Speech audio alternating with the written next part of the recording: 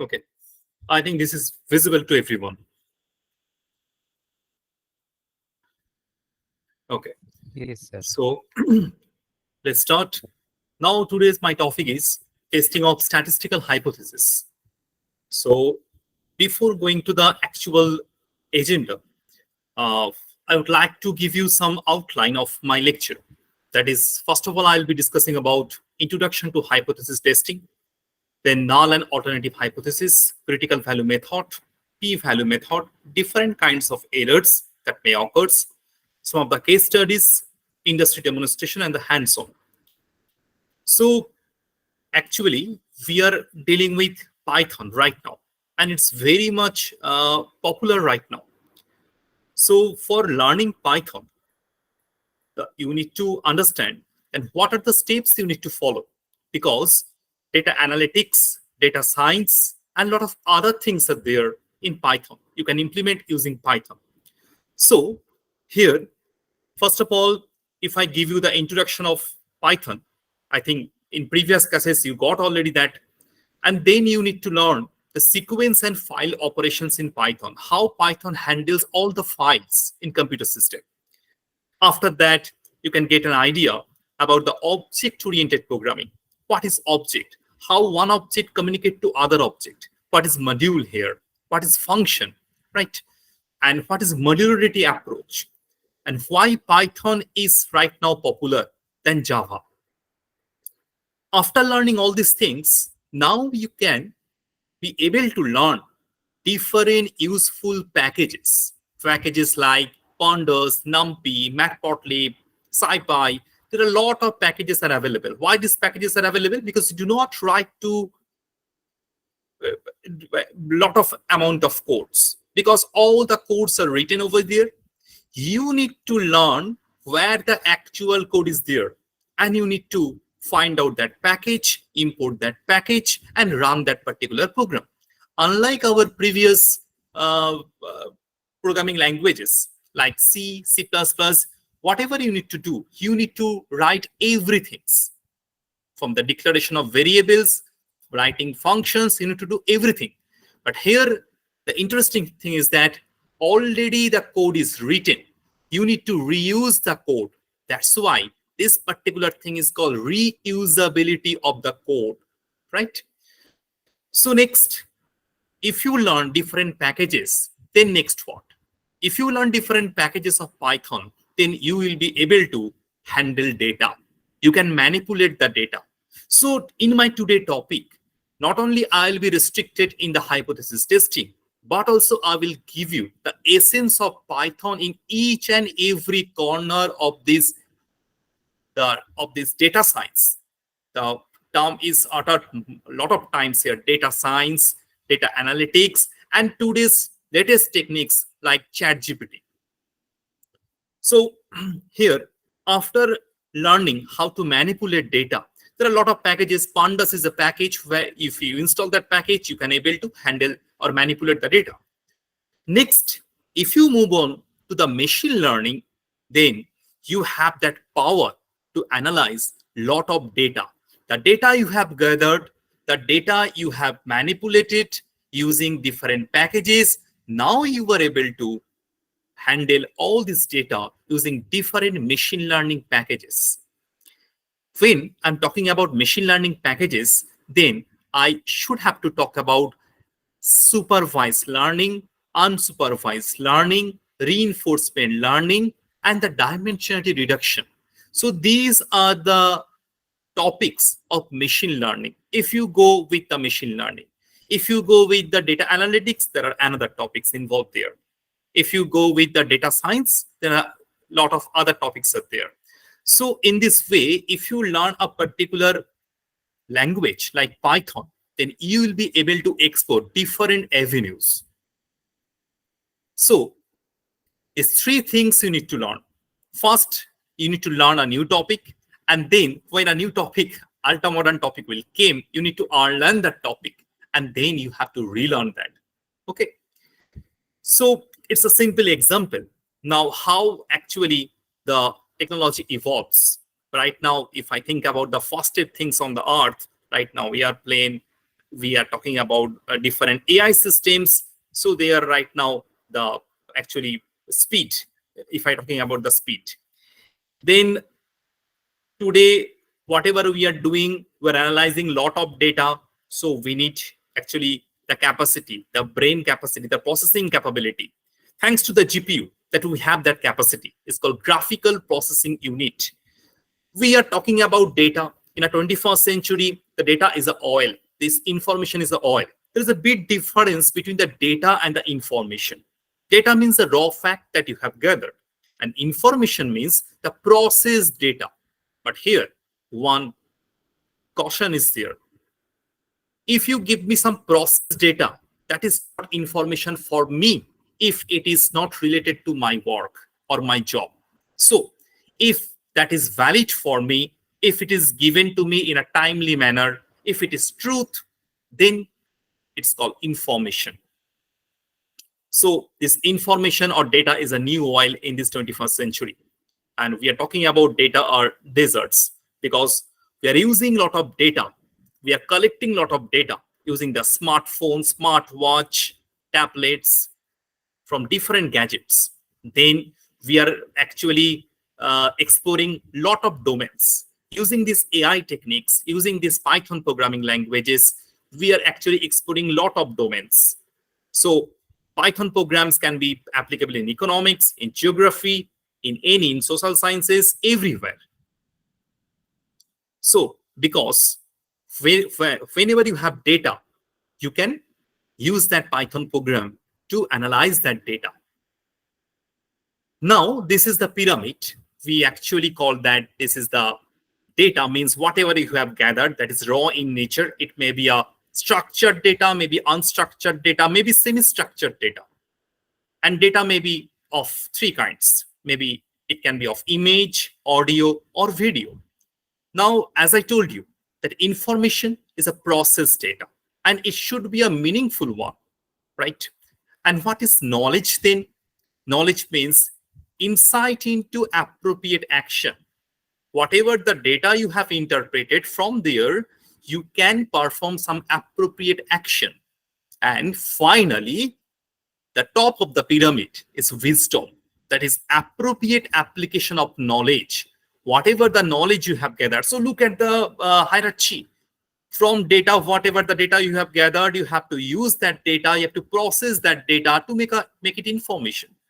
And after that, this information should be used in such a way it becomes a knowledge. And if you have the knowledge, then you can use that knowledge for wisdom. So appropriate application of knowledge is very much essential here. So this is the snapshot. That is the type of data generated and stored varies from the different sector. Banking, insurance, retail sector, wholesaler. So these are the different amount of data.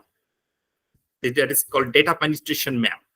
And these are the different types of data. There are 13 types of data. We are talking about data analysis. In Python, we are handling with data. If you do not know how many kinds of data are there, then what will happen? So this is the 13 kinds of data are there. 13 kind of data. Look at here, structured, unstructured, semi-structured data is the first one.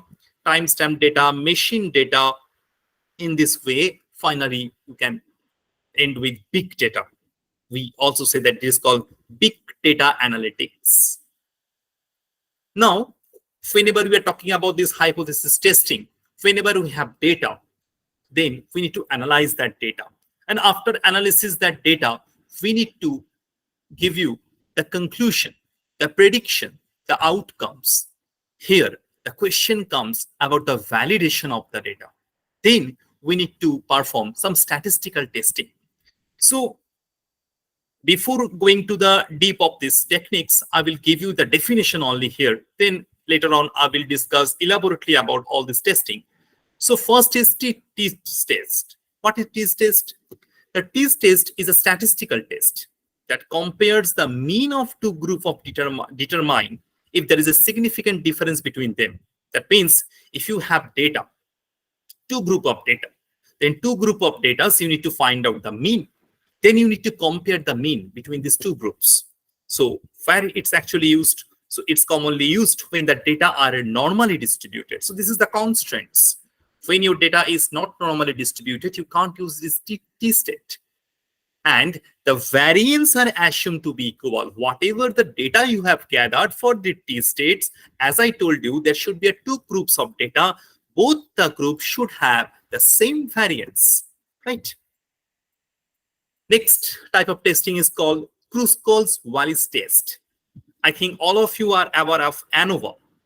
So this ANOVA is a parametric test. What is parametric test? What is non-parametric test? I will discuss later. If you do not know ANOVA, then also I will discuss later. But I'm give you some of the insight of this test right now. So the Kruskal-Wallis test is a non-parametric alternative to ANOVA. So ANOVA is a parametric test. This is the non-parametric version. The name of the test is what? Kruskal-Wallis test.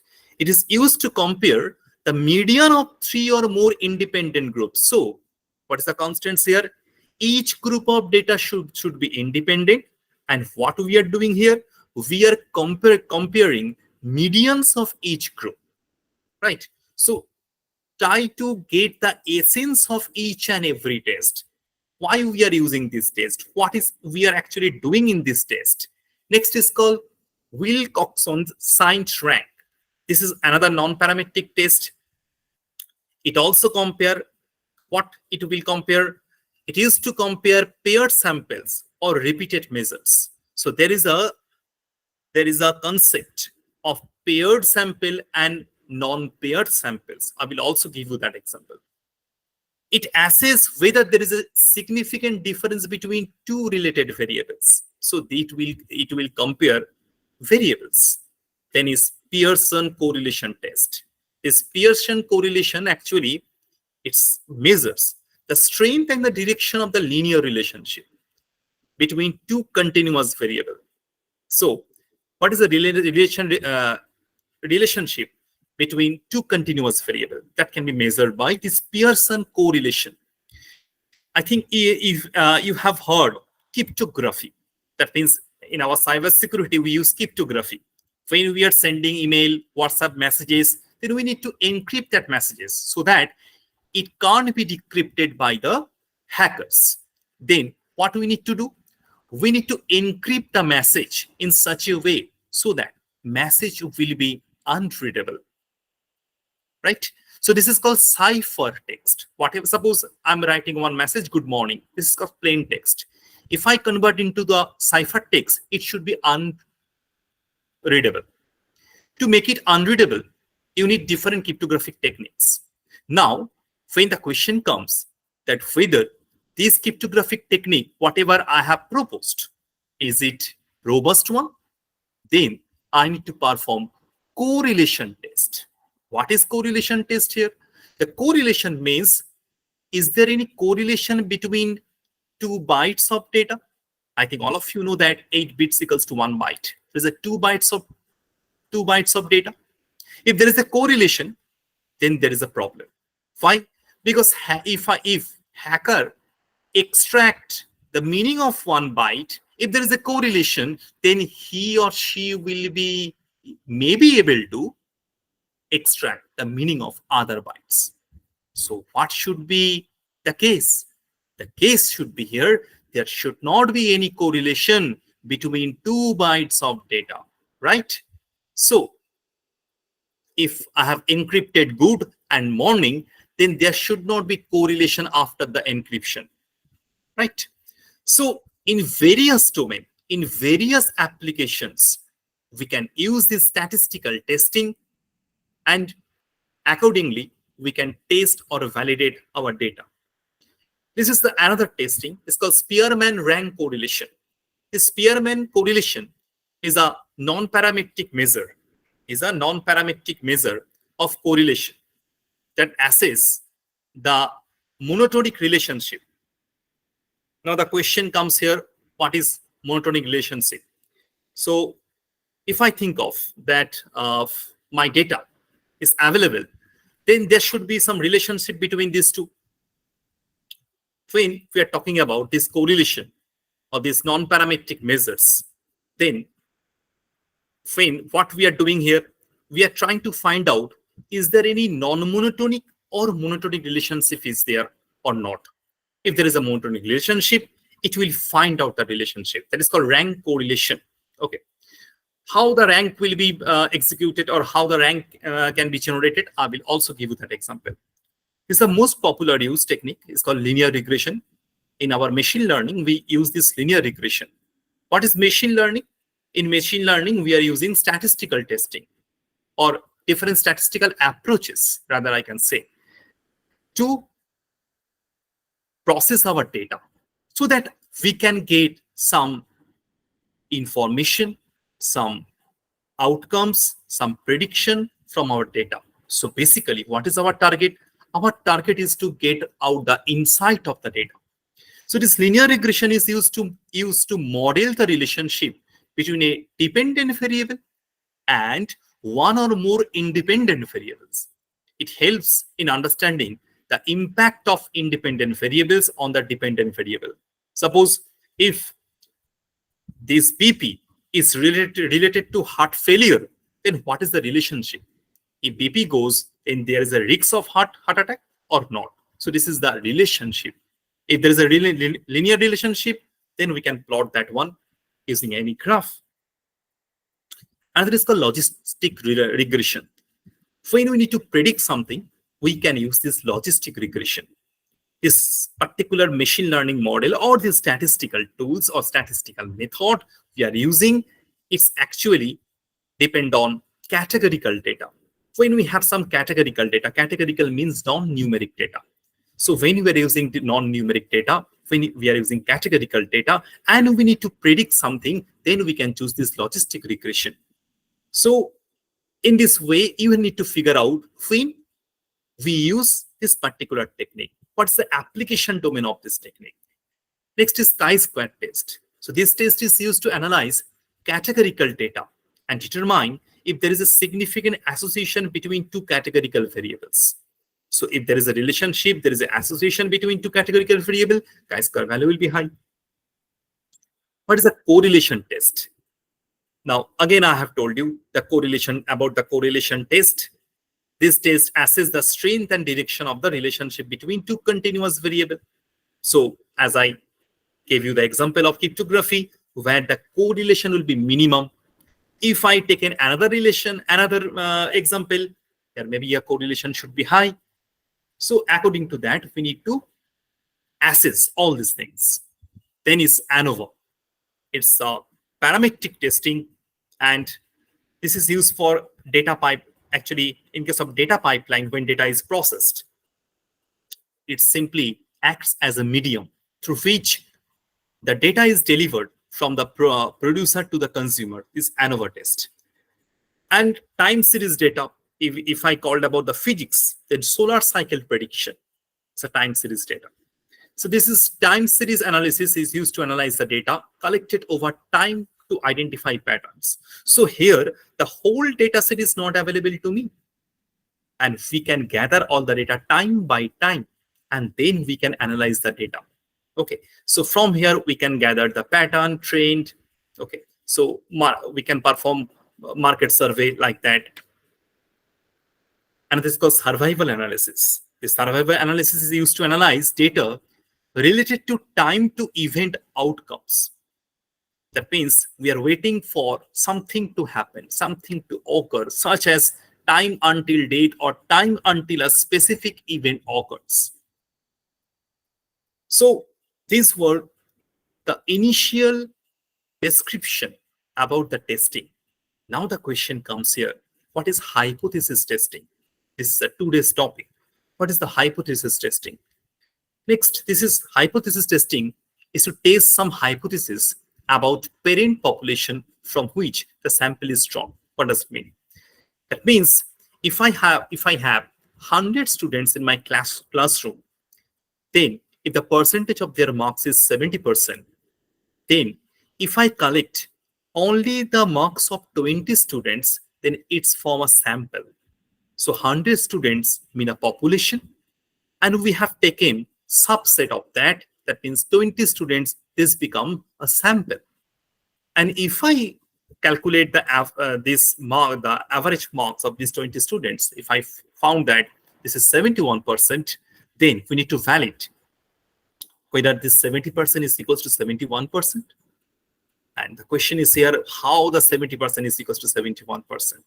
Here, the thing is that this is the hypothesis, this is the assumption. What kind of assumption we are doing?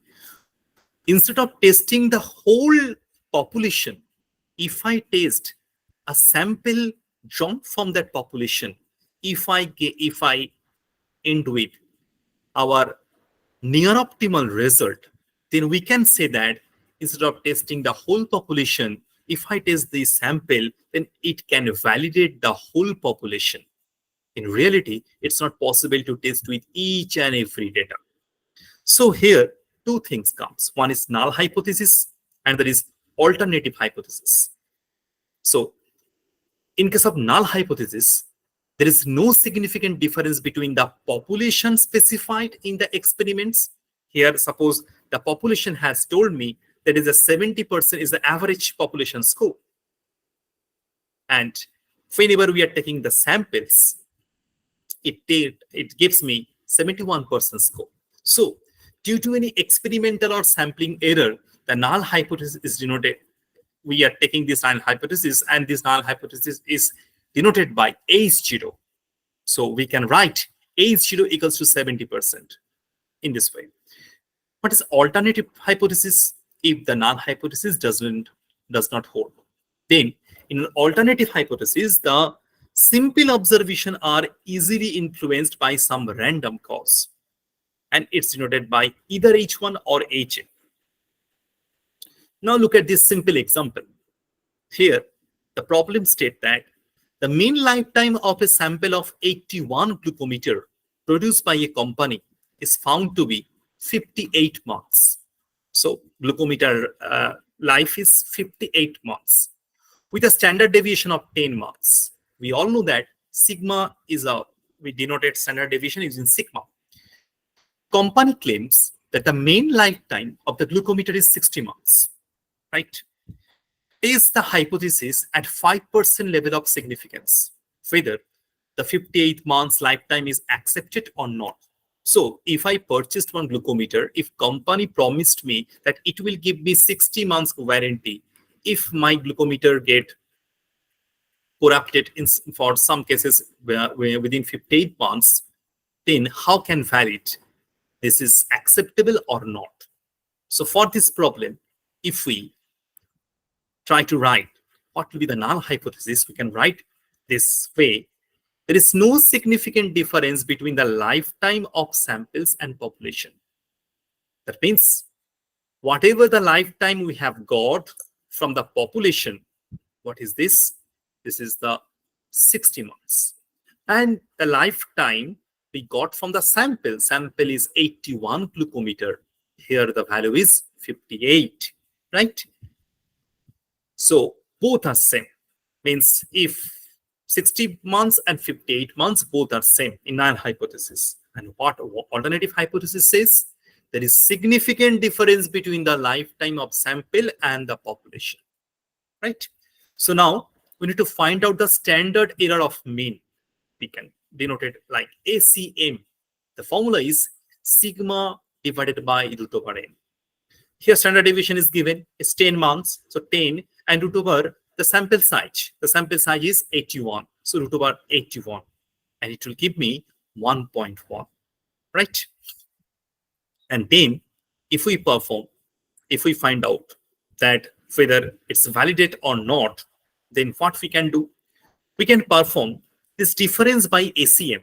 What's the difference? Difference between the actual month company promised and whatever the lifetime we got, that is 58. So 58 minus 60 or 60 minus 58, we are taking the mod value. So divided by ACM, it will give me 1.8. So remember the result 1.8. I will give you the essence of this hypothesis testing, why I have calculated this. And from 1.8, what conclusion we can draw. So this is the population and the sample example. So if Nestle produce 1 lakh of Maggie packets, it's not possible to check each and every packet for this lead content. Here, my constraint says lead content should be less than equals to 2.5 ppm. So what we are doing, we are actually considering 10,000 sample instead of considering the whole 1 lakh of Maggie packets. We are considering 10,000 Maggie packets. And if I check this 10,000 packet, and if we got the result that each Maggie packet has a lead content less than 2.5 ppm, then what hypothesis we can draw? We can draw, we do not need to check these 1 lakh packets. We have checked 10,000 packets, and we can validate that the rest of the packets, for the rest of the packets, lead content should be less than 2.5 ppm. In this way, we can perform. But here there is a problem. Maybe some of the packets within 10,000, there may be a chance that lead content is not less than 2.5. So this is called the error. That's why in previous example, we have considered 5% significant error. Another example. This is an example of hypothesis testing. Suppose if you think of that there is a distance from your office and your home, then it will take 35 minutes to move from your office to home or home to office. Then the methodology employed by the analyst depends on the nature of the data used and the reason for the analysis. What does it mean? Suppose in this case, if I say that my hypothesis 1 is accused is innocent, then hypothesis 2 will say accused is not innocent. Then hypothesis 1 can be my null hypothesis, and accused is not innocent, it can be my alternative hypothesis.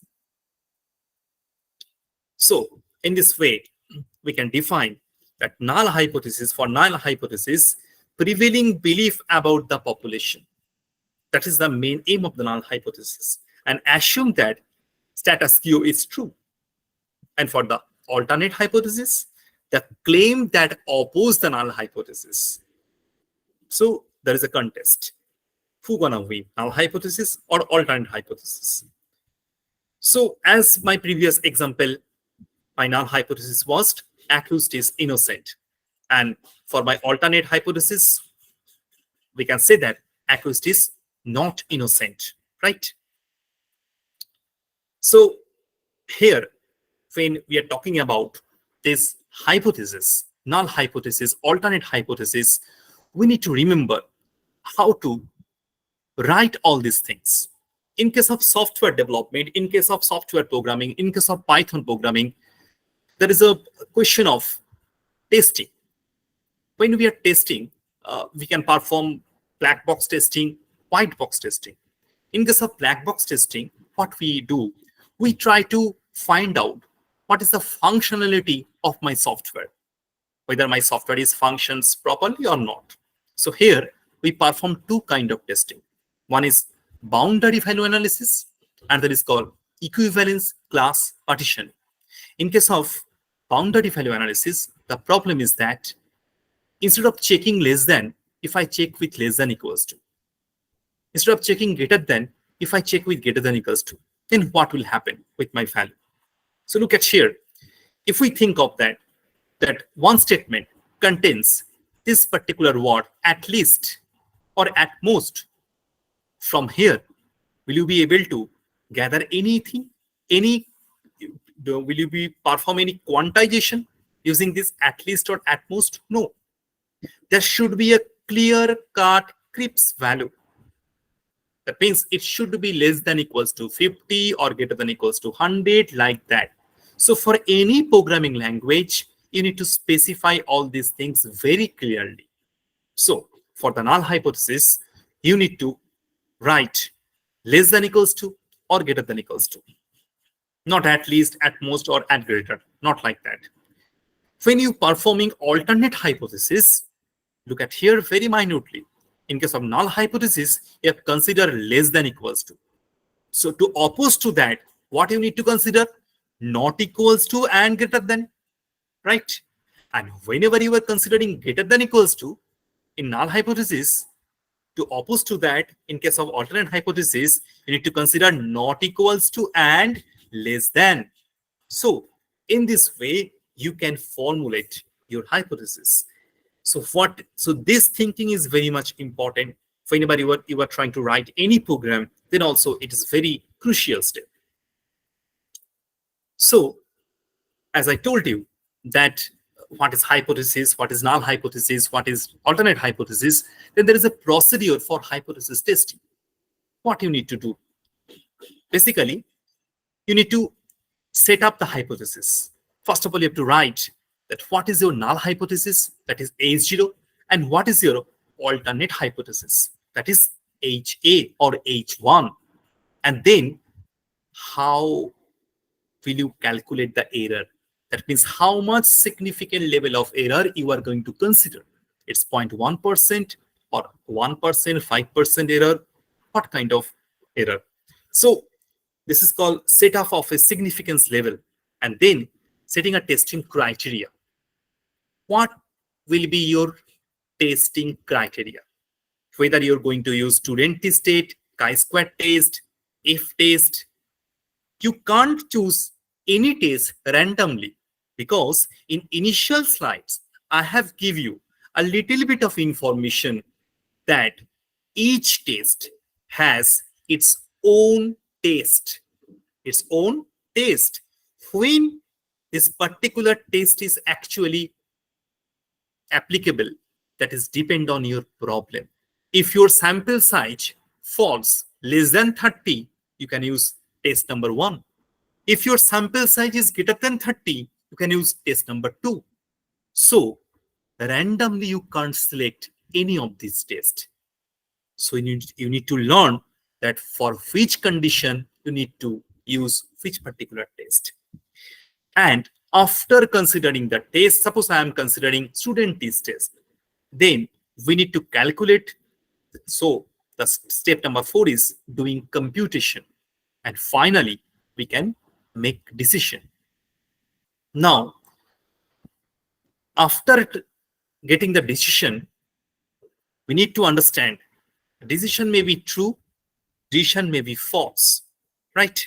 So here we need to understand that it is type 1 error or type 2 error. What do you mean by that? I will give you example of that. So there may be an error because after getting the decision, if decision is not correct, then it's an error. If decision is correct, it's not an error. So in case of hypothesis testing, whatever I have told you, look at here. In case of our example, we have stated the null hypothesis, H0, the very first step. The lifetime of a glucometer is not less than 60. This is my null hypothesis. Now, in case of null hypothesis, if I write this particular thing, then what will happen? If this is the case, look at here. The earlier problem stated that my glucometer lifetime is 60. But look at here, the statement has been changed. My glucometer is not less than 60. Here, the term we have used, not less than. That means it should not be less than 60. So we need to calculate if the glucometer age is less than 60, then it should not be the valid one. It should not be the case. So for the previous case, I may consider that the glucometer age 60 is ideal. It can be 59, 58, 57, or it can be 61, 62, 63.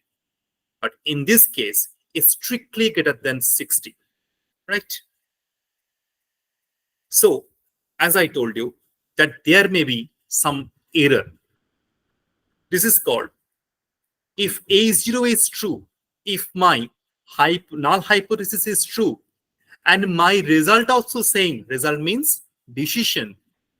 My hypothesis is also saying, after calculation, it's saying that, okay, it's 95% correct, and 5% incorrect. That means 95% correct means, okay, my decision is correct. I can accept this. So my hypothesis was true, and I'm also saying it's true. So this is no error. But if my hypothesis is true, but I am rejecting it, then it's called type 1 error, right? Another is called if my hypothesis is false. This is the another situation or another case. My hypothesis is false, but I am accepting my hypothesis. Instead of rejecting, I'm accepting. So I'm committing some error. This is called type 2 error, right? It's denoted by beta, and previous one, type 1 error, is denoted by alpha.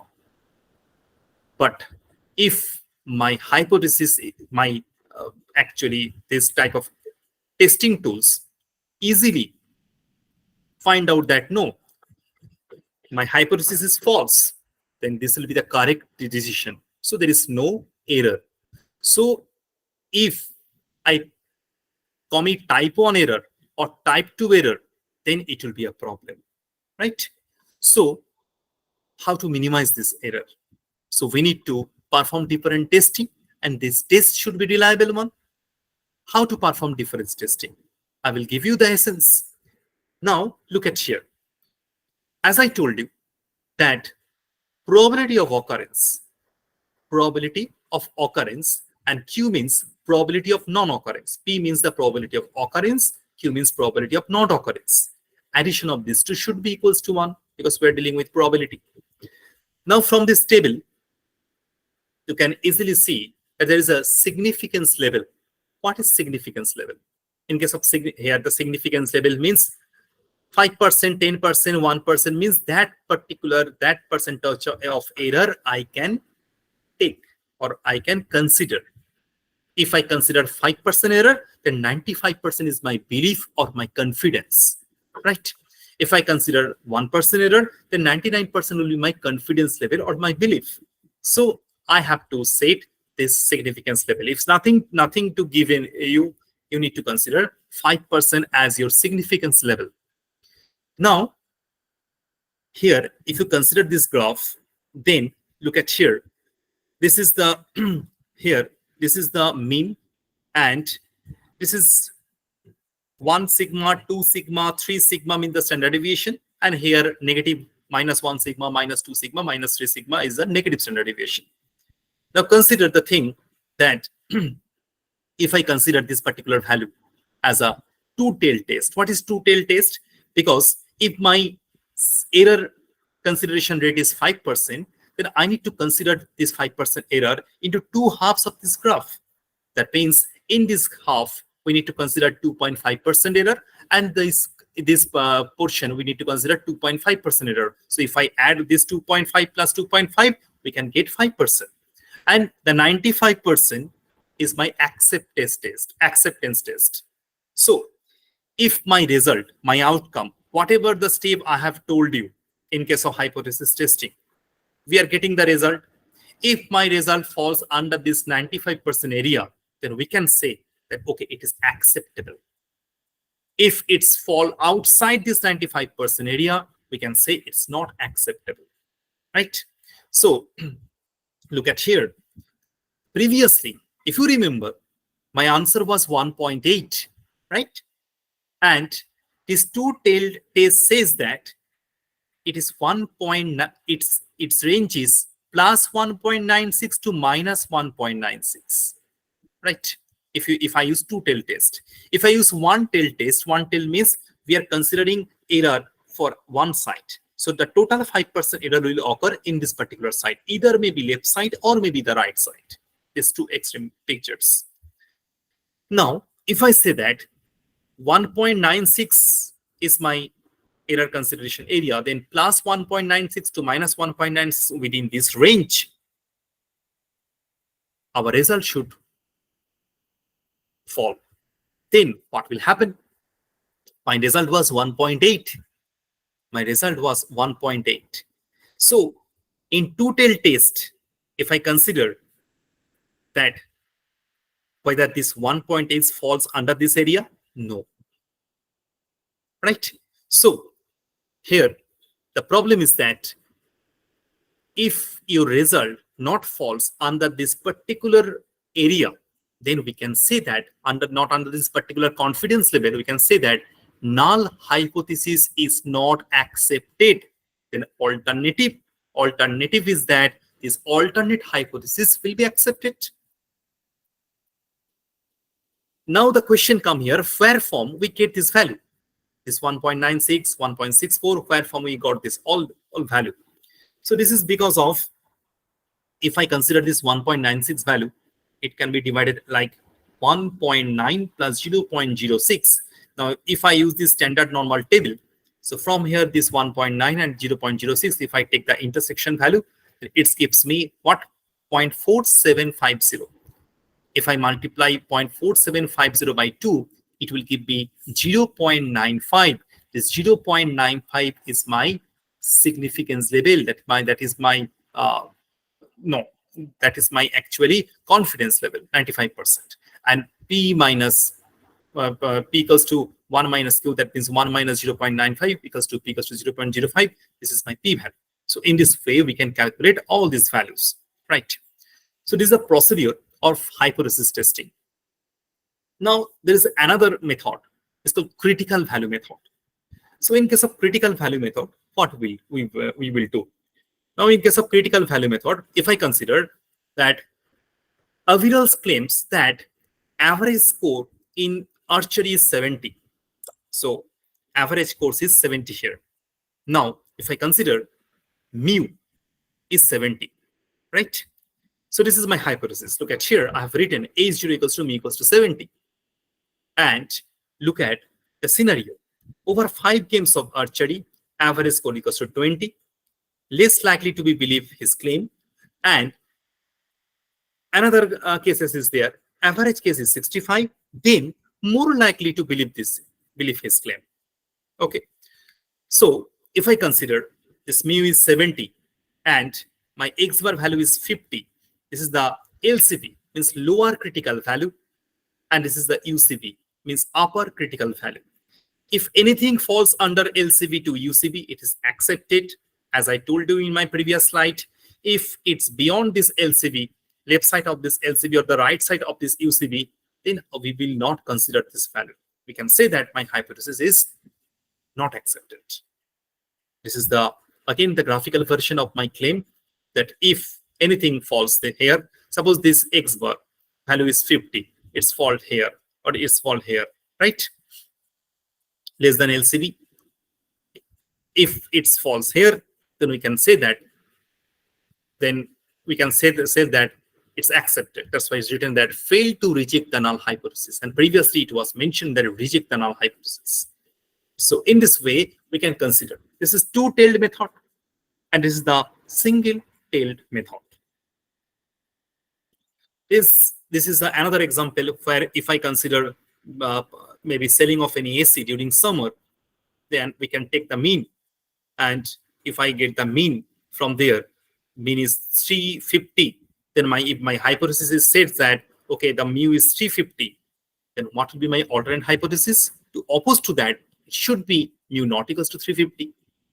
Then we need to see what will be my result, whether my result justify the null hypothesis or the alternate hypothesis. So look at this particular classification. That sample means very far from 350. If it's very far from 350, then we can say that no, my hypothesis will not be accepted. So we can reject that.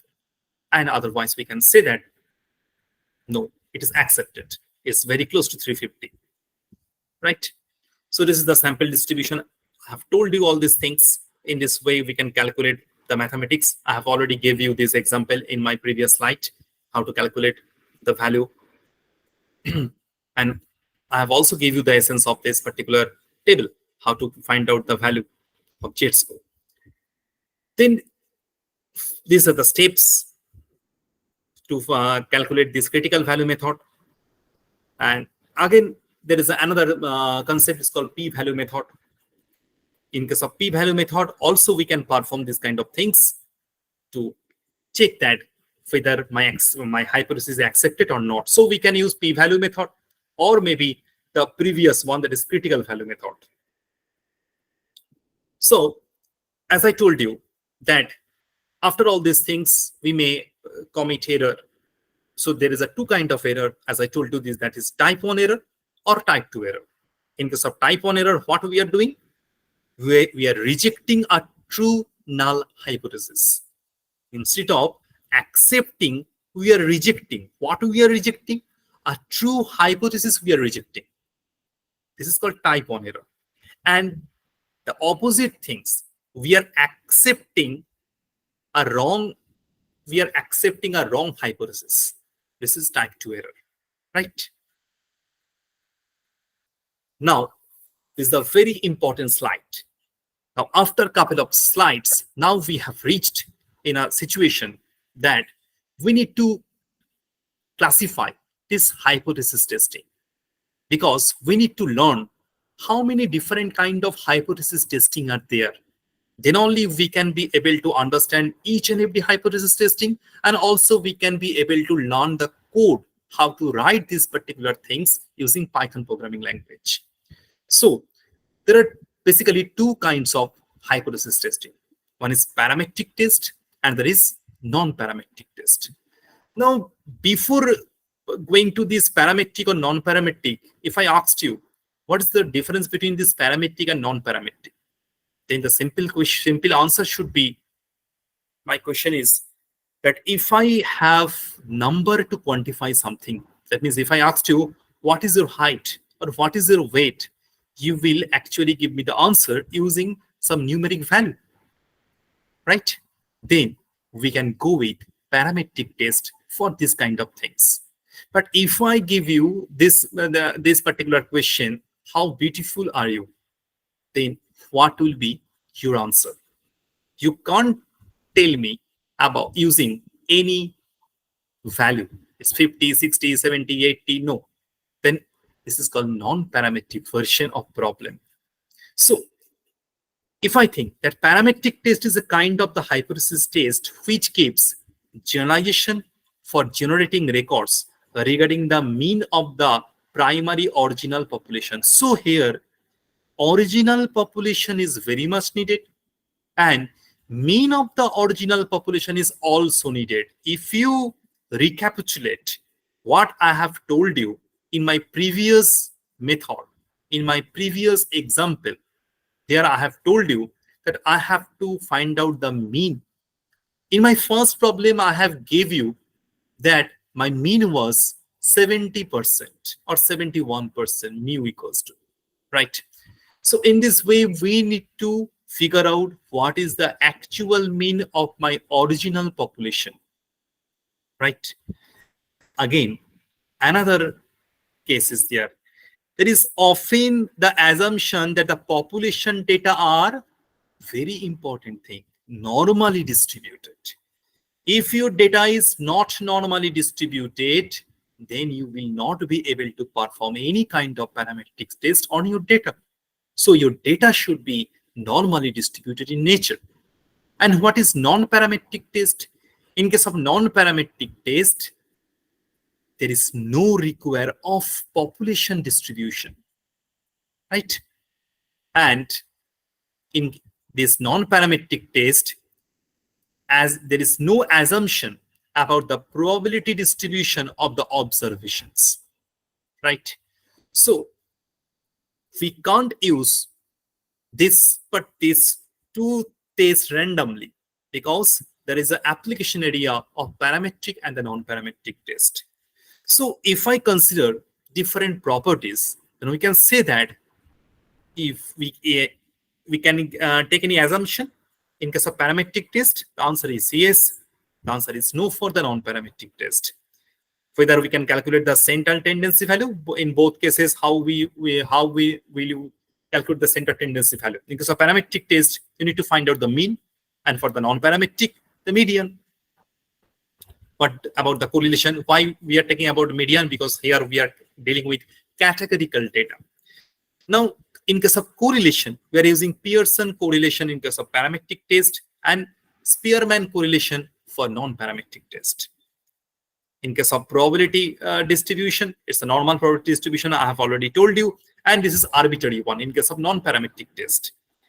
Population knowledge, we need population knowledge in case of parametric test, and we don't need any kind of knowledge in case of non-parametric test.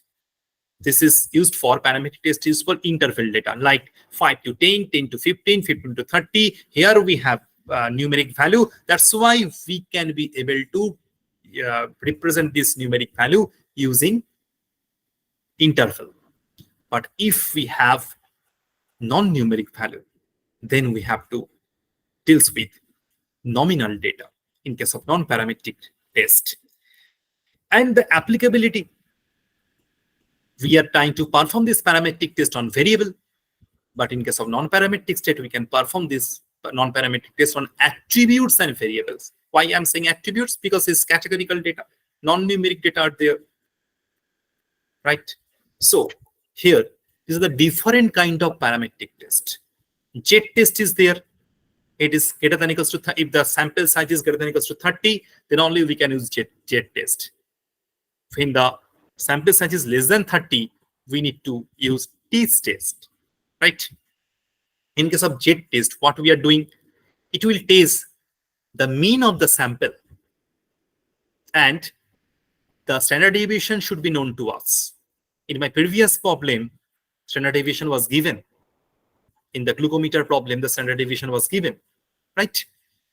Here, in case of T test, we can compare two samples using the mean.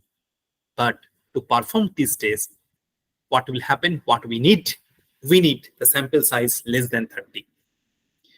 And T state can be two types: unpaired T test and paired T test.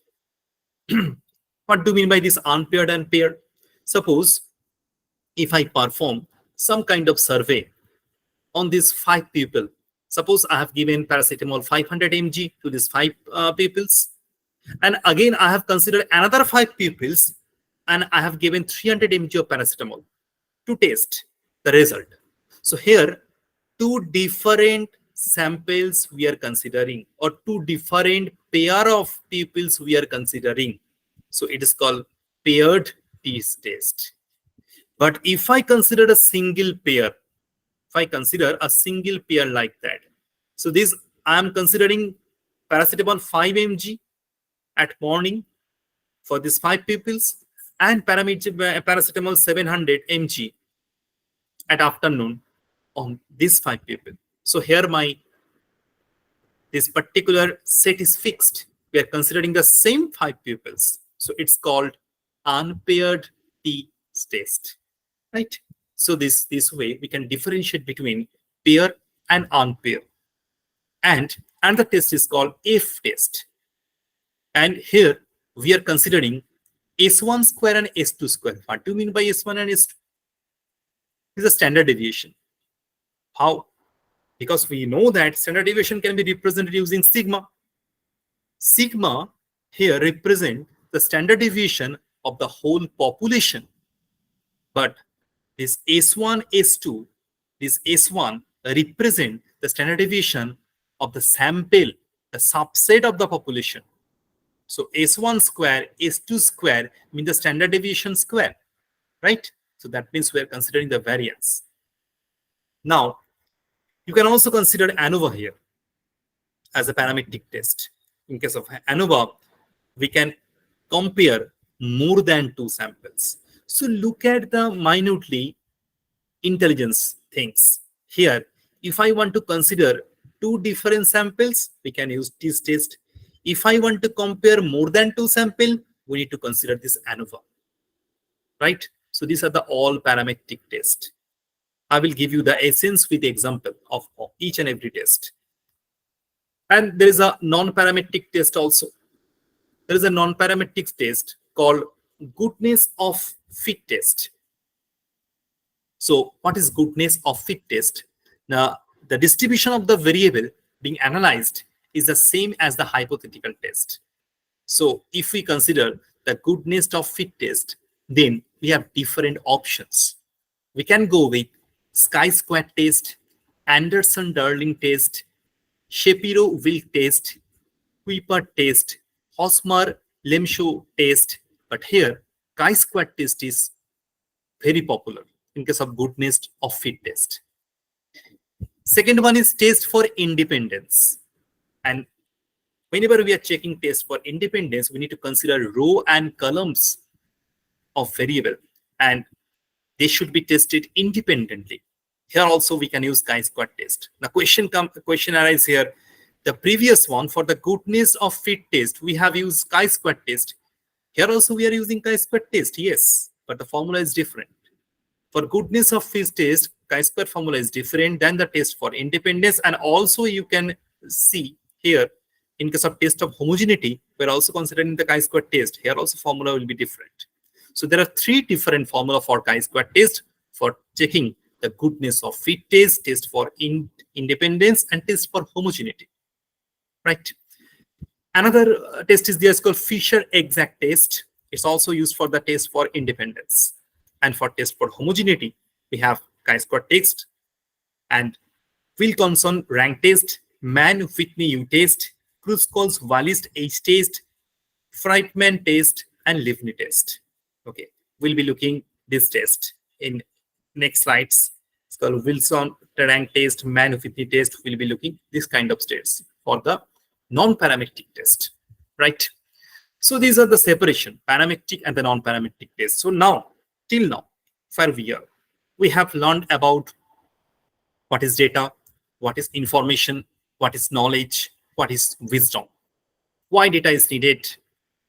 We need any popular language to execute my data, to process my data. And we have different packages in Python. That particular package can be able to handle all the data. But what we are doing, we're analyzing the data, whether my analysis is correct or not. How we can get that idea? We can get that idea by performing some test.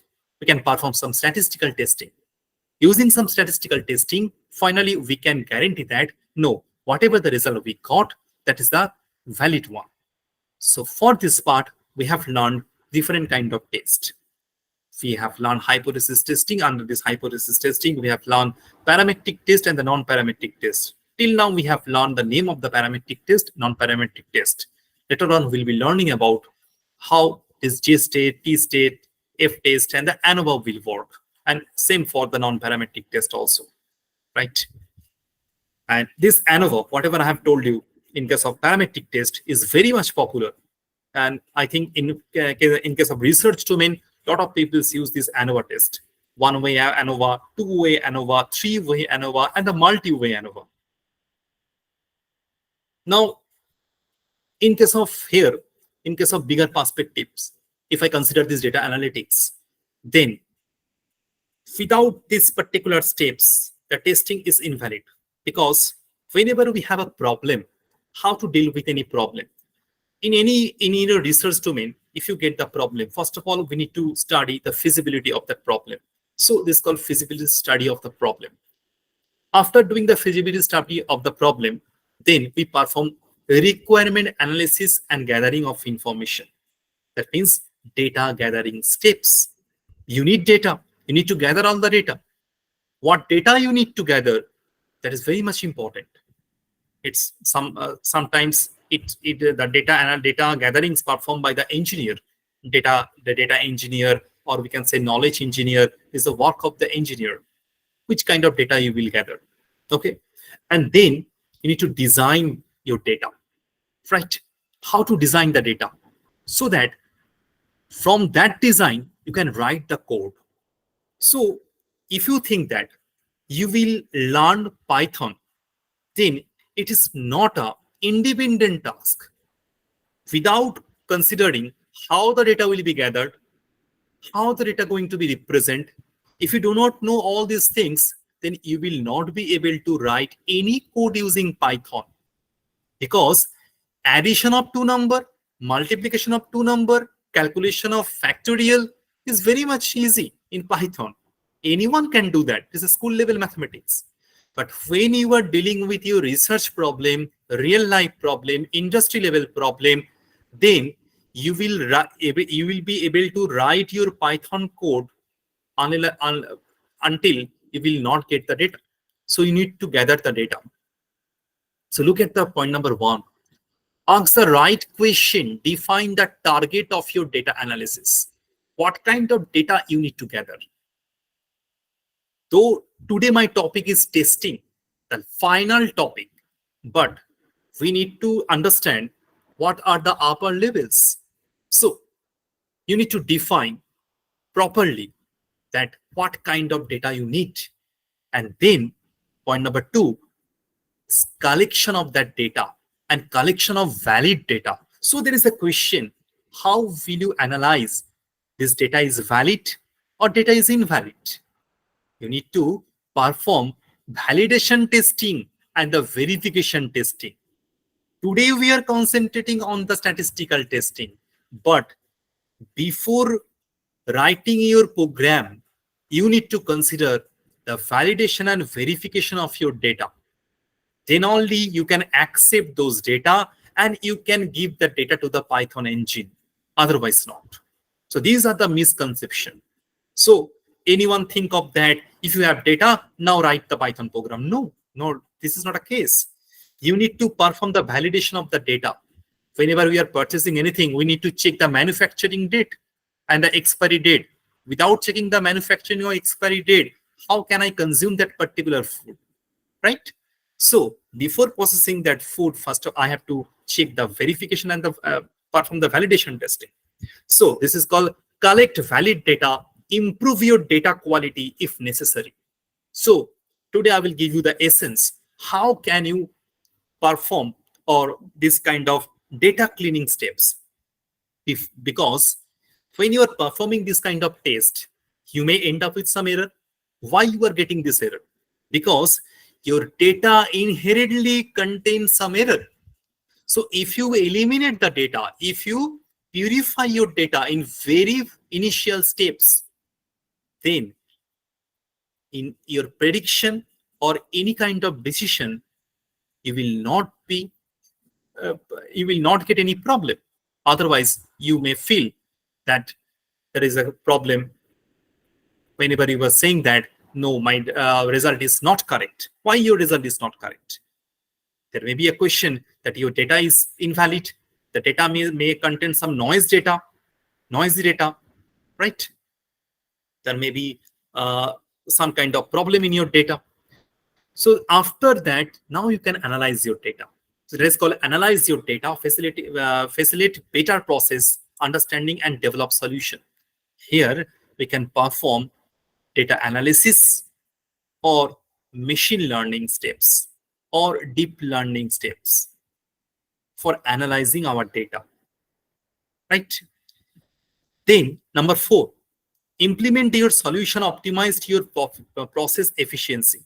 So here the most important things, how to improve your analysis, how to improve your prediction, what kind of steps you need to perform to improve the prediction. Suppose we are considering X model to analyze my data.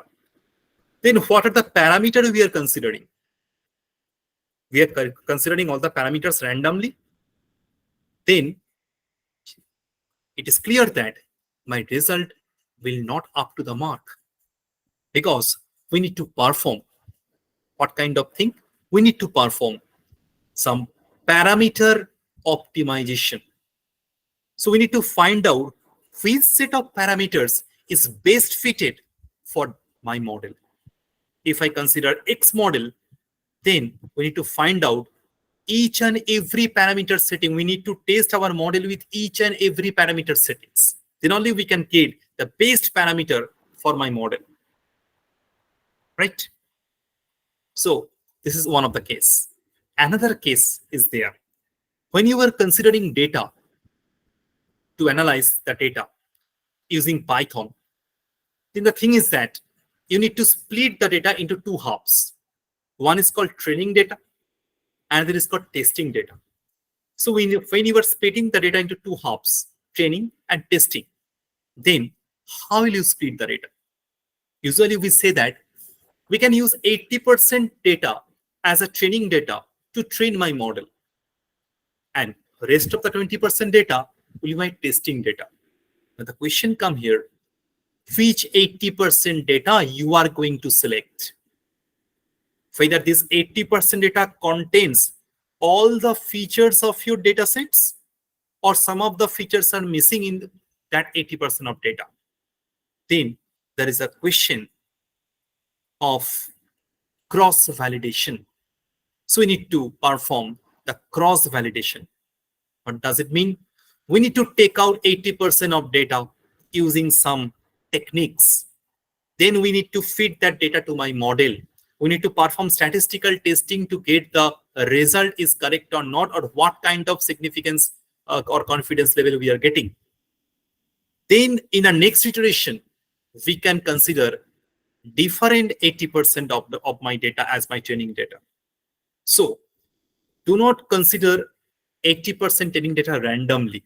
Rather, what you can do, you can use different cross-validation technique to select that 80% of data. Now, after considering several iterations, now you can be able to understand that which 80% of data is actually the base training data for your model.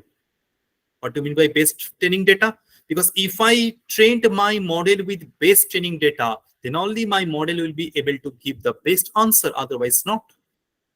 So in this way, we need to perform all these things. Next is number 5. It's called control. Assess the benefit of your solution. Create framework conditions for long-term use. So after getting the result, after assessing or evaluating of the model, now whatever the result now we got, whatever the solution we got, now we need to understand how we can use that solution for decision making or any other purposes, right? So as I talk about this analysis or analytical things, that is very much important in case of data. This is called the discovery of meaningful pattern in data. That is the main aim. Now today Python is very much popular. Why? Because we are using Python in data analytics, in data science.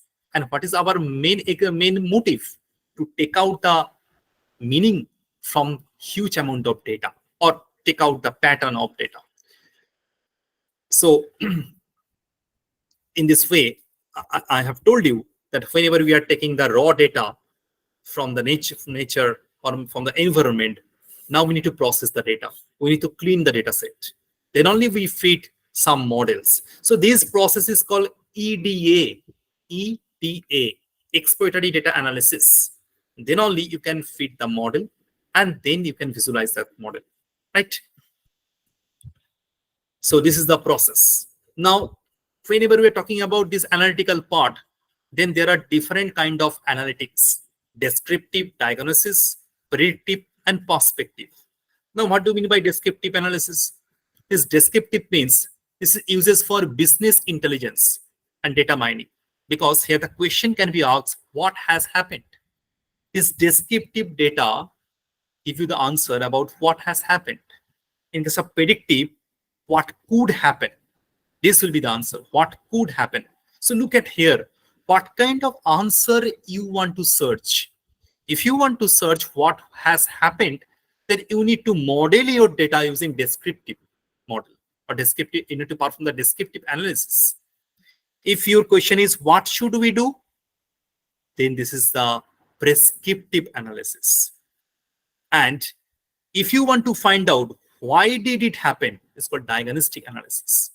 So you have a Python as a programming language, you have data available from different data stores or from different data sets. Now you need to figure out what you need to do with that data. What kind of question you need to answer. According to that, you need to perform your operations, whether it will be descriptive, predictive, perspective, or diagnostic, right? So this is the procedure that is how we're actually getting the insight from the data, right? We can perform a different analysis using descriptive analysis, diagnostic analysis. So these are the predictive and analytical part. So in case of prediction, because we all know that in case of Python, if I used different machine learning packages, then it can give me the prediction. If I use prediction, then what kind of things it can predict? This predictive analytics is not to tell you what will happen in the future. It can do that, because no analytical model can tell you what will happen exactly on the future. So it will give you the forecasting result. The forecast result, it should be probabilistic in nature, right? And then what we can do that here, that is this data analytics. This field is very much important here. This data analytics is actually used for different kind of applications. In case of data analytics, whenever I have told you that we need to manage the data, analyze the data, interpret the data, then it can be used in different application. It can be used in healthcare analytics. You can use your data in healthcare analysis. Look at here. Today my topic is statistical model. But whenever you have the data, what you can perform? You can take the data, you can analyze the data using machine learning problem, right? You can able to evaluate your result using statistical model. Then you can make some decisions. You can visualize your data also. So in healthcare domain, you can use these particular things, or any other domain in different industry, you can use this particular healthcare domain, this particular Python programming language, or this machine learning, or digital data science, or data analytics. So basically, this health analytics and health informatics are the tools which transform the patient and prescription data into meaningful data, useful information. Look at that here. I have told you what data you need to gather. So here the problem is healthcare problem. So you need to gather healthcare data. You need to gather some patient data, prescription data, so that from there you can analyze the past prescription of a particular patient, right? So how the data will be look like? So if I supply one prescription to a model, whether my model will be able to recognize the handwritten character, then I need to use natural language processing. It's called NLP. NLP is a technique, or is a domain through which we can process the handwritten character that is written in the prescription. So whatever I have told you, it's summarized in this particular site, that what to do, when to do, right? And where we can use all these things. So a lot of people are confused about the business analyst and the data analyst. Now, what is the job of the business analyst? Now, this is a person who uses data to employ concrete and practical decision in a business, right? But in case of data analysis is responsible for gathering, processing, and analyzing existing data. So what is the motive of business analyst? It's quite different, right?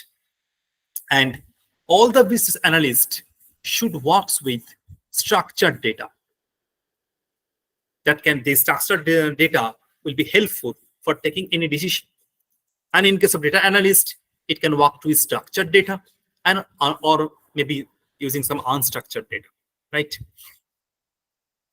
So for this business analyst, they maybe use Tableau, Power BI like tools, but data analysts use actually R, Python like tools. And we all know that Python is very much popular right now, because the thing is that, okay, before going to the case study, actually I'm going to give you some essence of this particular thing that I'm talking about, this particular things. Yes, this is the SciPy package. If you move on to this SciPy package, then you will end up with a lot of functions. Lot of functions are there. You can use all these functions. So basically, when you are writing any code in Python, then you do not need to write whole amount of code. You can use this particular package, SciPy package. Is one kind of, this is a statistical package. You can use these kind of functions are there. Look at here, lot of functions are there. Chi-square test, alpha test, beta test, lot of functions are there. Code are pre-written. You need to use that package to get the answer. So basically, when we are talking about the analysis part, look at this particular example. Here is the one of the case study. Now, this is the recent case study of CTR, means click-through rate. If I consider Flipkart or Amazon, then in case of Big Billion Day or maybe any kind of big sale day, if the Amazon or Flipkart wants to analyze their data, then they can search for the CTR. CTR means total number of successful searches divided by total number of searches. This is the ratio. This is called CTR, click-through rate. Now here I am searching for the machine learning books using Flipkart. So this is called searching, right? Now here, if I using Flipkart, suppose some of the Flipkart manager comes to a decision that the search CTR has increased from 35% to 40%. The search CTR has increased from 35% to 40%. How will you validate these things? Whether this statement is correct or not. So we are dealing with hypothesis testing. So using this hypothesis testing, we need to confirm that thing, whether this is true things or not. So look at here. As I told you, what are the steps that are involved in my hypothesis? First of all, we need to form null hypothesis, and then we need to form alternate hypothesis. What was the manager claim? The manager claim was CTR is 35% to 40%. So here I have taken 40%. So my H0 means my null hypothesis is P equals to 0.4, right? That is my H0. And my H1, or it can be denoted by HA, that is alternate hypothesis. This is 0.4, right? Now look at here. If I consider the last 14 days, and if I tabulate all the result, then CTR equals to 38% for the first day. For the second day, it is 37%. For the third day, it is 37% again. And how many searches are there? The corresponding searches are 500, 500 like that. How many clicks are there? 190 clicks. Okay. So so I have told you what is the formula: total number of successful searches divided by total number of searches, right? So in this way, we have got the CTR value from the searches and clicks. And we have generated one graph here. Now, how to perform this hypothesis testing? We have completed the step one. We have formulated null hypothesis and the alternate hypothesis. Now, what we can do? We can compute the total number of searches and the total clicks. Okay, so it is 7,400 total number of searches and 2,885 is the total number of clicks. So in this 14 days, CTR is 2,885 divided by 7,400 is 0.39, right? So here, the sample mean is 0.39. Why I'm saying it's sample? Because we have taken only 14 days result. We are not taking the whole results, right? We are taking the subsets, 14 days result. That's why we are saying that here sample mean is 0.39. And what is my sample size? Here I have taken 14 days. So that's why my sample size is here 14 days. So in 14 days, how many searches are there total? 7,400 searches are there.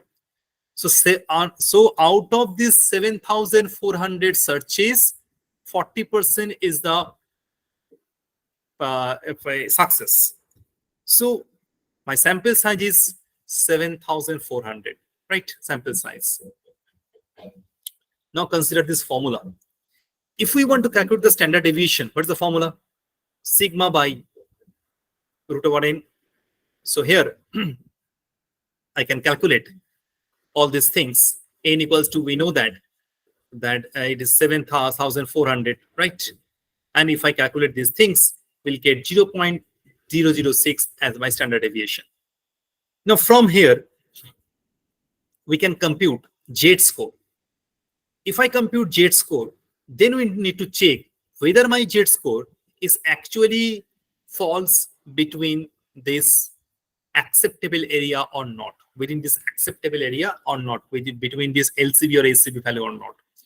So here, sample mean is 0.39 and my population mean is 4.40. It was claimed, right? If I consider the z-score, there capital X minus mu divided by sigma by root over n. This is a formula.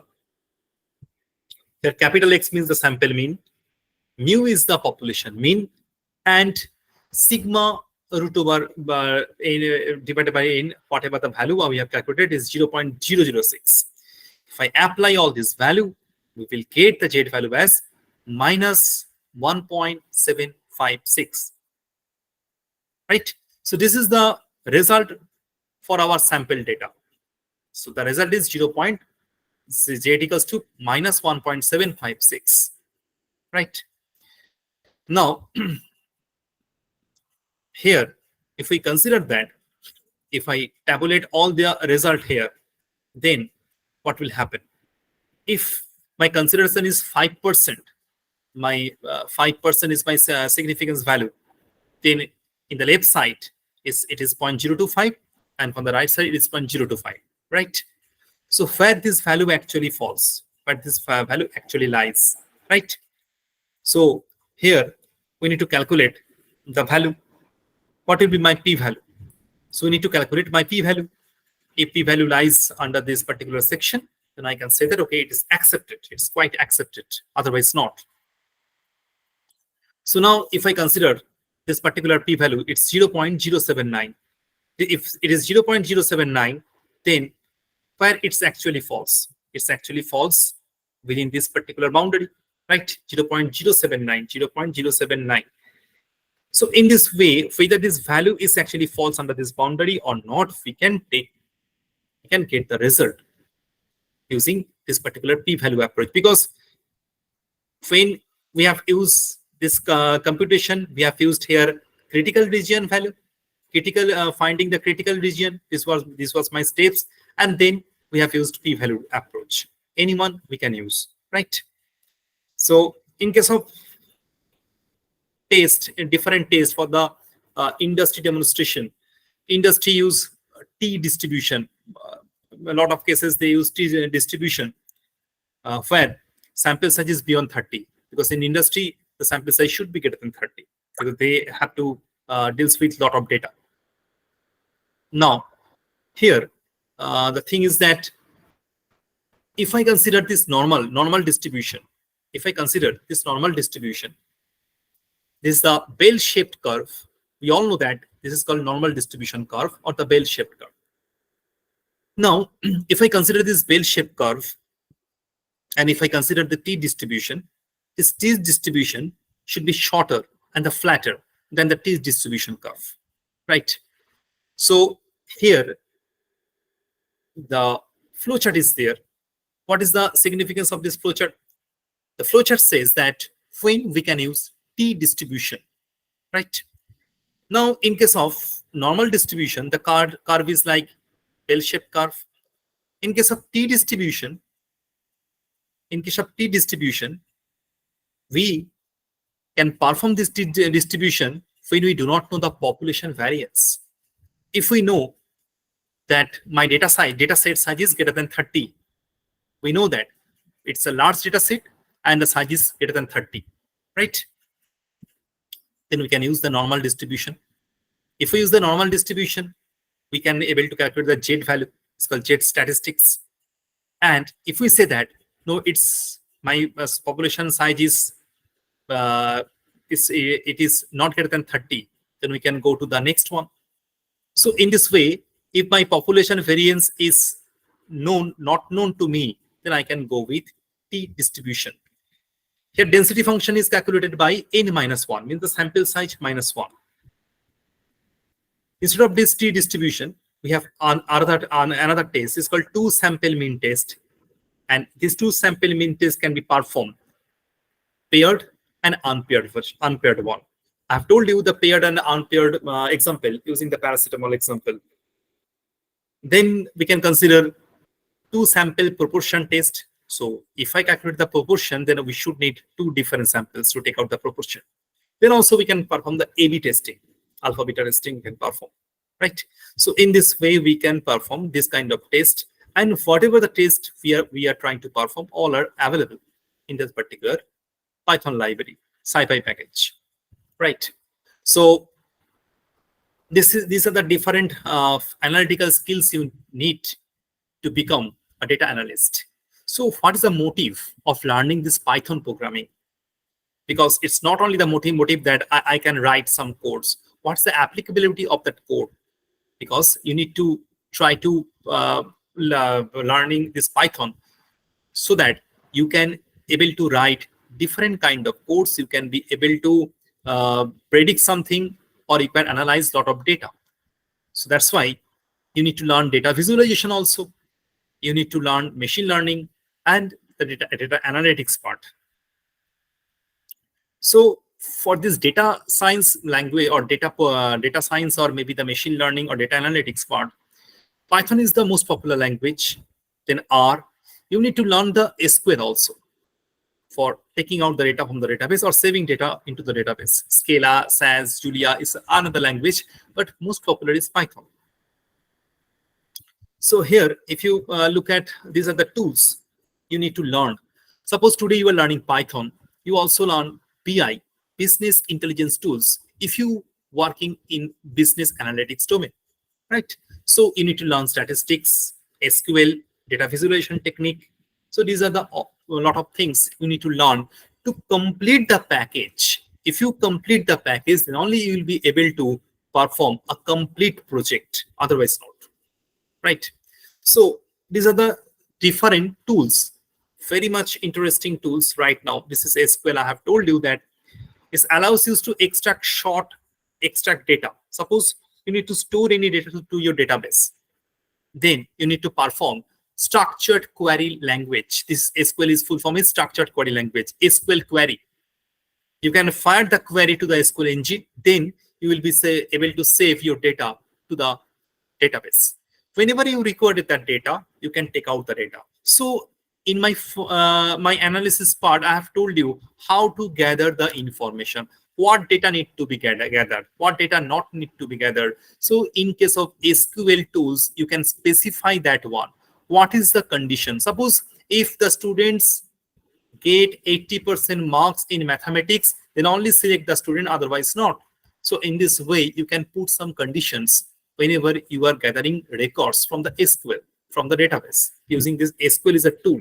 Using this SQL tool, you can save data into the database. You can extract data from the database. And that is called Power BI. A lot of people are today learning Power BI. This is a Power Business Intelligence tools.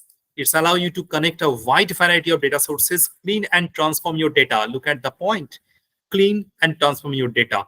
If your data is not cleaned, not transformed accordingly, the result will not be appropriate. So there is no meaning of any kind of testing, statistical or any kind of testing, right? So there is a need of cleaning, transforming your data, and visualizing your data. Before fitting your data to the model, any statistical model or any model, try to visualize your data. Then only you can be able to see what is the insight of your data. Preliminary insights, you can be able to know that is there any linear correlation, non-linear correlation, what kind of data is this? Is there any, this is univariate data, this is bivariate data or multivariate data. So these are the things you can gather in the visualization steps. And this, I have told you a lot of things about Python. That is, Python is a library-based framework. It has a lot of libraries. You can use that one. So in case of Python, whatever you have learned in your core Python, I think in a couple of previous lectures, you have learned all the basics of Python. So variables, keywords, operators, I think these are the things you have learned. Okay. If you have any question, you can ask me also. There are different data types in Python: number, string, list, tuple, dictionary. So basically, Python actually considering all these data type as a class. Okay. List, dictionary, number, strings are there, and these are the core Python. Means conditional statement, iteration statement, modules, packages. These are the simple Python programming. Anyone can learn that one. and today it's a school level programming language. But this slide is very much important. This is the advanced Python. If you want to perform really any processing using the Python, if you work with any data using Python, then you need to learn these modules. First, you need to learn data analysis using NumPy package. Look at here, the package name is here, NumPy. A lot of people say NumPy. Then how different array data are there, how this NumPy work, then only you'll be able to handle numeric operation in Python, right? So if you need to sort any data, you do not need to write any program. You can call the sort function to perform your work. So that is the essence of Python, right? And this working with Python, in case of what you can do, you can use some pandas package also. And in case of data visualization, you can perform data visualization using different kind of plots. There are different packages, matplotlib, seaborn, bokeh. Bokeh is the new package here. Okay. So till now, if you have any question, you can ask me. If you have anything, and if you have any questions, you can ask me. And basically today I will give you the essence that not only in the statistical testing, but how you can modify your skill. So basically, when you are thinking of trying to for any research paper or any industry kind of jobs, then please remember that. Please follow this NumPy, pandas, and matplotlib. Only three. First of all, try to practice this only three: NumPy, pandas, and that any kind of data visualization. Maybe it matplotlib. It's a very simple data visualization package. You do not need to go with Seaborn or other packages, right? After that, when you are mastered in pandas, NumPy, or data visualization part, then try to explore the advanced packages. If you want to work with statistical packages, then include the statistical packages. It will take 1 or 2 days to learn that package. 1 or 2 days to learn that package. What you need to learn there? You need to learn where this particular function is there, how to call this function. That's all. You do not need to learn how this function get written because it is already there. Suppose I need to perform chi-square test. So I need to learn if this data is available to me. I need to perform chi-square test on data. Then how to write that particular one-line code that is already written in that statistical package as an example. Copy that code, paste that one. That's all. You have learned chi-square test. Because here you are not trying to develop the chi-square test. Your aim is to develop a complete project where you need to perform a chi-square test. So why you are spending a lot of time for writing any code? So your aim is bigger and you are spending a lot of time here. That should not be the case. So why Python is popular? Because if you want to add 2 matrices, you need to write 1-line code. If you perform the same operation in C or C++, you need to learn maybe 40, 50 lines of code to perform a multiplication of 2 matrices using pointers or maybe dynamic memory location. So why we will take this kind of hazard? So we are not a core programmer. If we are not a core programmer, then why we will learn how computers save all the variables in memory? Why? I am the smart TV user. I'm the smart mobile user. I will use that mobile. I do not want to know how these apps get designed. That is not my task, right? So you need to specify your job. If your job is to try to figure out how this apps is working, then you can drive to the details. Otherwise, not.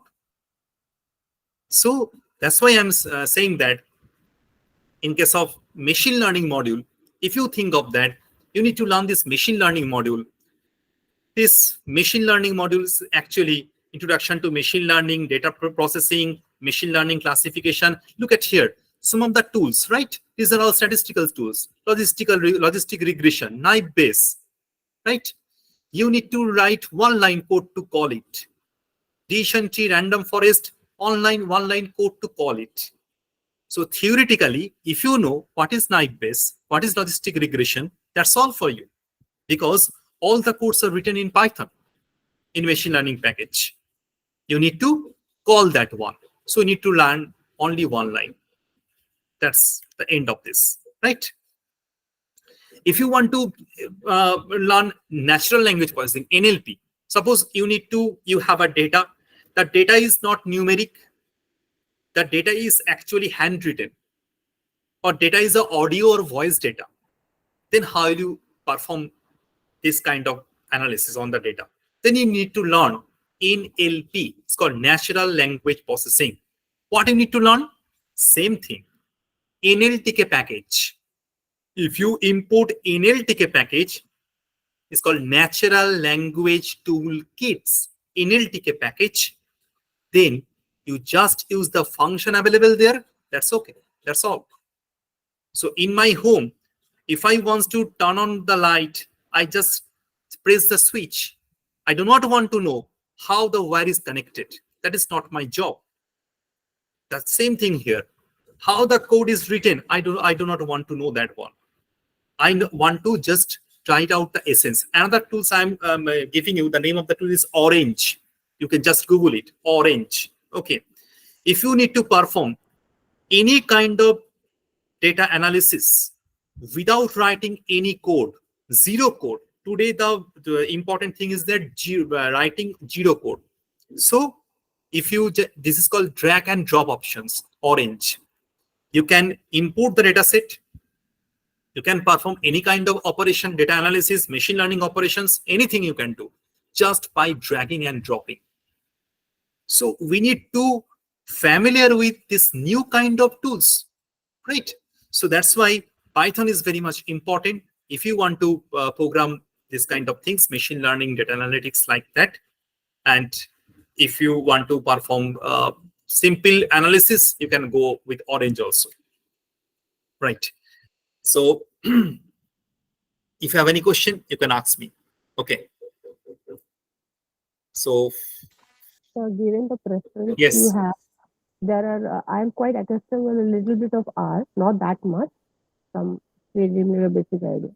So, which of the out of the two, which one will you prefer, like Python or given the options you have? yes.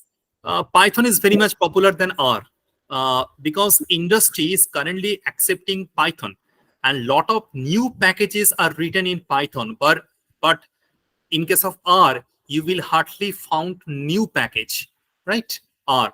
So R is well, but in today's scenario, R is become obsolete. So industry is talking about only Python. They are building new package for Python, and whatever the interesting things you will get in future, all will be developed in Python, right? So it will be Okay. better to go with Python instead of R. So today is a fast changing world. New softwares are developed one after the other, just like new Right, models of mobile sets, right? right. So I have just started learning R. Now you're saying Python is the new one. So No, what? actually, if you want to concentrate yourself only in statistics, then R is better. Otherwise, Python, because it has multi-dimensional capability. It can work with statistical packages, any kind of package you can give to the Python, it can run that one. That's why I'm saying you, because if you know only R, you will be actually maybe struggle with some data visualizations things, or maybe no, maybe some NLTK packages like that. So Python is much more flexible than R. But uh, instead of because I will say you learn both of this package, R and Python, both. You learn both, then only you can get idea that how these two language work. and then only you can decide that Python is more flexible than R, right? Actually, I So think so it also depends on the context also, I guess. Like obviously, you are from the computer science and electronics department where this coding and programming thing is very interesting and what I say, interesting, right? yes, To search more. But especially from my background, I'm from economics, so okay, we need only these are just tools for to analyze our data and all that. right, So right, I right. think so. We need a just of a little bit of what Yes, only if the you visualization and right. analysis part and all that. So if you restricted yourself in that particular domain, then R is sufficient for you, right? But in future, I'm saying you that learn Python. I think you have noticed the last 10 to 15 years is the age of Java, right? So a lot of people learn Java. Right now, Java becomes obsolete. So Python is actually the future because it's a multidimensional of nature. But if you think of that in your domain, only these things is analysis part is or simple graphical things is there, you can stick with R. It's no problem. But if you're planning for the next domain or shifting of your domain, then Python is better. It will give you a lot of So, opportunities. so does learning, suppose you said Java, C++, and R, and this Python, these are all programming languages. Does a knowledge of Java or C++ will be any helpful when new programming languages like R and Python are It's, developed? actually, Python is written in C. Okay. Python is written using C. What happens? Suppose if I start my bike Mm. by using connecting words, then I should be an automobile engineer, right? I should have to know how to start my bike using connecting some words. So this is C or C++. If you want to know how computer works, how computer running your program, saving your program in your memory, how to utilize your computer memory very efficiently, in the best programming language till now in this world is C. Now, no programming language is there better than C, because it will give you the each and every bit essence. Actually, it's called low. It has an essence of low level and high level programming language. That's why we know that C is called middle level language. C is the best language till now for procedural programming. It's known as POP, procedural programming. For object oriented programming, C++ is the best, right? Next, Java came. Java is another object-oriented programming language, OOP. What Java gives you? Java gives you different package. In C, C++, if you want to add two numbers, if you want to multiply anything, if you want to perform any operation, everything you need to write. Like your kitchen, if you need to perform any kind of thing, you need to perform in your own. Here, Java first gave you the option that you do not need to write this much of code. I will supply the code. Use my function. So that's why Java got popular. And